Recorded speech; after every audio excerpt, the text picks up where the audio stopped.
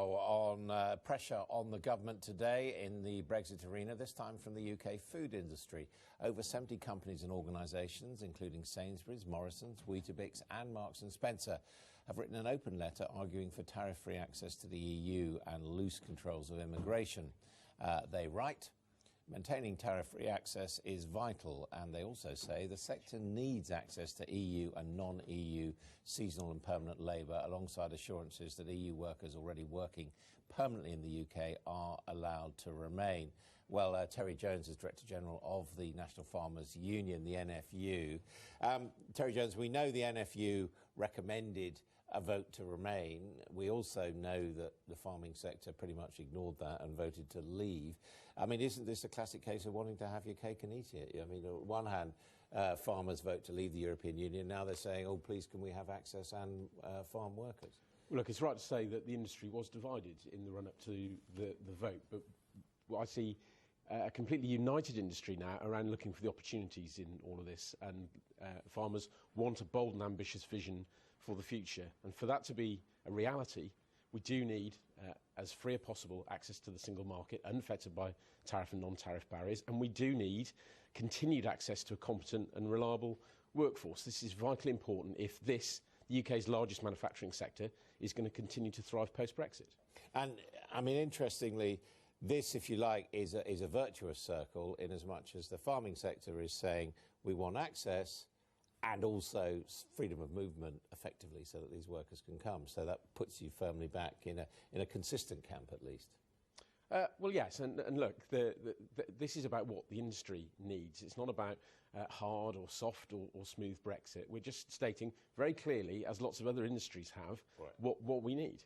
Now, as we know, there's a period of uncertainty now. There's then going to be 2 years of negotiation. I mean, what happens if this isn't resolved? What's going to happen to the industry? Well, look, I mean, we could end up in a default WTO scenario, and that is potentially catastrophic for certain sectors because, of course, we do export a lot of food. So we export 38% of our lamb to France. We have a big exportable surplus of cereals, and if we face high tariff barriers, which, of course, are prevalent in food and drink, then that's potentially catastrophic because all of a sudden we can't get those exports away.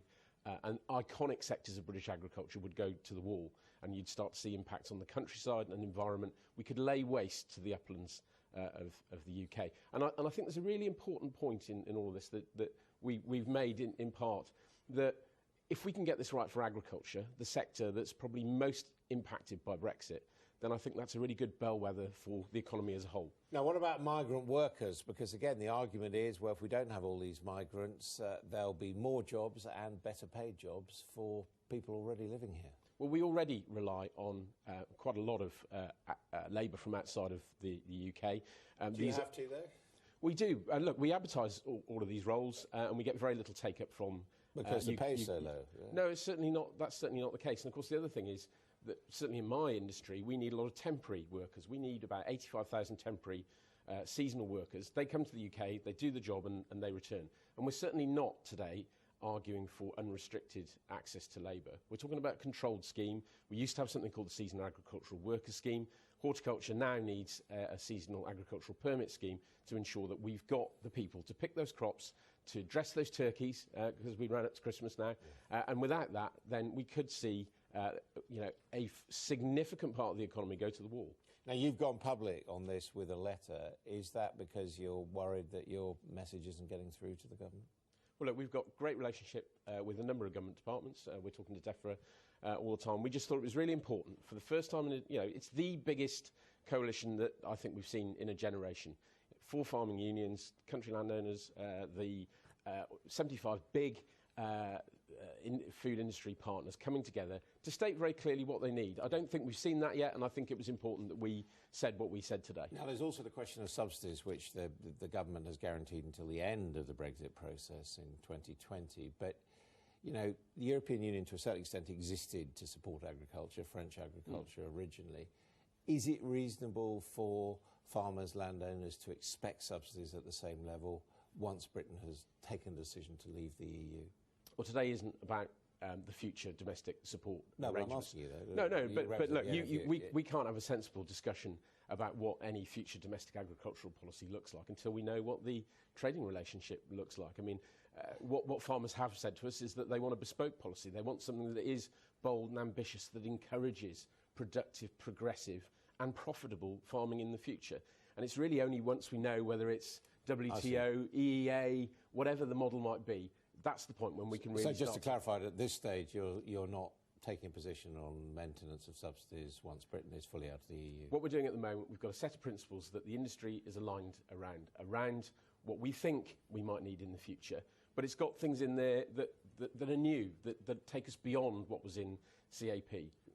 Particularly, I think it's quite exciting when we start to talk about how we can increase rates of agricultural productivity. We did it in the late 70s and early 80s. We think we can do it again in the post-Brexit world. I'm very excited about that, and so are NFU farming and growing members. Terry Jones, thank you very much indeed. If you can go shopping, if it wasn't for actual migrant labour coming in, you wouldn't get any meat because they've taken over the meat packing industry. Yes, they have. They do the dirty job. You're not telling me that before 2004 that the cabbages were rotting in the fields and nothing. UKIP maintains that the easy availability of foreign labour has held down wages. Some of our politicians say, well, the English are lazy, they don't want to do the work. Well, they want to work for a living wage. And when you've got so many of the East Europeans who work for agencies, the agencies charge the minimum national wage to the landowner or the pack house factory, but then of course they take money off these people. They take money off them for transport, their accommodation, some even their food, and these people are working for sort of like £3 an hour. Well, you can't live on that if you're a local. It's not possible. They've got to have a living wage, and I believe that if the situation changed, we would back to the old days where a good collie cutting gang could take £500 a week home with them. But those days are gone for the moment. Immigration has had other effects as well. Well, the main effects have been it's driven down wages. We have some of the lowest wages in the country. We're always in the bottom 5. The average wage for an adult working full-time is only just over £20,000 a year. I must admit that's before the new living wage, so that's last year's figures, but it won't be much higher. And rents are some of the highest in the East Midlands. You've got in Nottingham about £480 a month to rent a house. In Boston it's £560 on average. There's also a local problem with family homes being used to house large numbers of single people. The less scrupulous landlord, you can get a 3-bedroom house, change the living room and the dining room into bedrooms. Nothing in law stops you doing that. 2 people in each room, 10 person in the house, £60 each a week, £600 a week rent coming in, £2,400 a month. And that's more than the average family earns in a month. So there's no way an average family, whether they were born in Boston or come here as a family from Europe, can afford that sort of rent.